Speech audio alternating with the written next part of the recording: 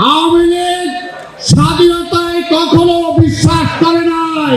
আজকে শেখ হাসিনার পতনে সবচেয়ে বেশি মনে কষ্ট পাইছে ওই যে মোদি নামে একটা ব্যক্তি আছে সীমান্তের ওই পারে, তার সাথে আরো কিছু লোকজন আছে।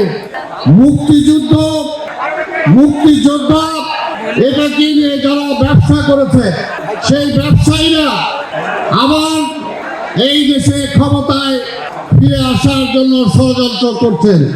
আজকে ফ্যাসিবাদে পরাজিত ফ্যাসিস্ট সীমান্তের ওপার থেকে মাঝে মাঝে হুমকি ধমকি দেয়, এবং এটা সম্ভবত একটাই কারণ যে বর্তমান অন্তর্বর্তীকালীন সরকার এখন পর্যন্ত নির্বাচনী রোডম্যাপ ঘোষণা করেন নাই। তাই সেই সুযোগ নিয়ে সে আবার ষড়যন্ত্র করার সাহস পাচ্ছে। তাই আজকের এই সরকারকে বলবো, বাংলাদেশ থেকে আমরা ফ্যাসিবাদকে বিদায় করেছি। যারা দীর্ঘদিন ক্ষমতায় থেকে মুক্তিযোদ্ধা এটাকে নিয়ে যারা ব্যবসা করেছে, সেই ব্যবসায়ীরা আবার এই দেশে ক্ষমতায় ফিরে আসার জন্য ষড়যন্ত্র করছেন। এই দেশকে যদি আপনারা ভালোবাসেন, যে আওয়ামী লীগ আর বিএনপিকে এক পাল্লায় মাপতে চান না। আওয়ামী লীগ আর বিএনপি এক না।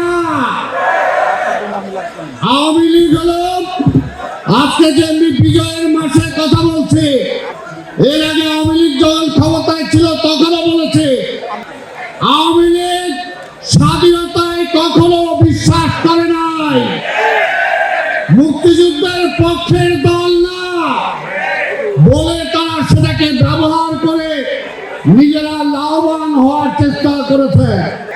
মুক্তিযুদ্ধের পক্ষে দল যদি হয়ে থাকে তাহলে সেটা হলো স্বাধীনতার ঘোষক শহীদ রাষ্ট্রপতি জিয়া রহমানের দল বিএনপি হলো একমাত্র মুক্তিযুদ্ধের দল, যারা এই মুক্তিযুদ্ধের স্বপ্নকে চেতনাকে ধারণ করে এবং বাস্তবায়ন করার চেষ্টা করেছেন।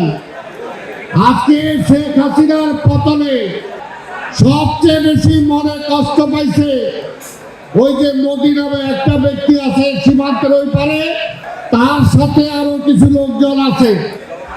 এছাড়া অন্য কেউ বেশি ব্যথা পায় নাই। তাই ব্যথায় আজকে আশ্রিত সেখানে আশ্রয় দিয়েছেন। আওয়ামী লীগ কখনো এই দেশের জন্য রাজনীতি করে নাই। আওয়ামী লীগ একটি আধিপত্যবাদী শক্তির পক্ষে বাংলাদেশকে তারা ব্যবহার করেছে। তাই সেই শক্তি যাতে আর ফিরে না আসতে পারে, আজকের এই বিজয় দিবসে আমাদেরকে সেটাই শপথ নিতে হবে। ওই পরাজিত ফ্যাসিবাদকে চূড়ান্তভাবে পরাজিত করতে হলে জনগণের রায় দরকার। সেই জনগণের রায়ে যেমনি হাসিনা ভয় পাইত যে নির্বাচন দিলেই বিএনপি ক্ষমতায় চলে আসবে, আজকেও কিছু কিছু লোকের মুখে শোনা যায় যদি নির্বাচন দিলেই বিএনপি ক্ষমতায় চলে আসে। আরে জনগণের রায় অতীত বিএনপি ক্ষমতায় গিয়েছে, ইনশাল্লাহ আগামী